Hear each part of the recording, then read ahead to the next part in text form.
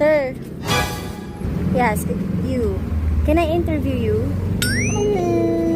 Interviewer ako? Ayoko yun ng mga interview, mga English yara. Eh di, nung dati sa one of your colleague interview me, tapos nagbulot talaga ako kasi hindi talaga ako marunong mag-English eh.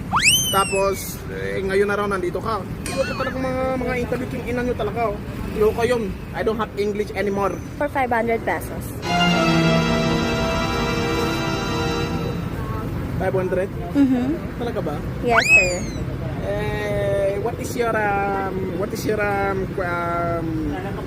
your question? What is the plural of tomato?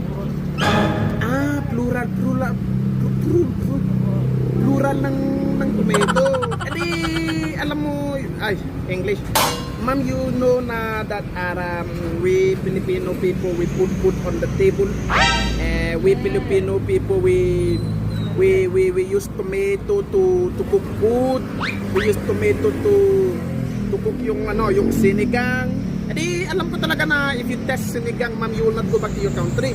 Tapos we Filipino, we are laki na talaga ang ingay talaga oh. Yung ina, pangit ng motor mo. So ma'am, sorry about that mga demonyo dito sa kalsada. So we Filipino, we put food on the table, tapos we cook sinigang, tapos we cook fish. You know yung fish, yung tampan po kay no. We cook yung sashado tilapia. Edi if you test that, ma'am, talaga you will go crazy. Tapos that is the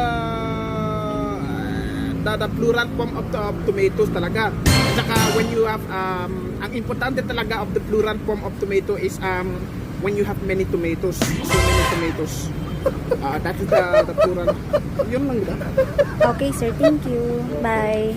Ay, wait. Nakalimutan mo. You have not given my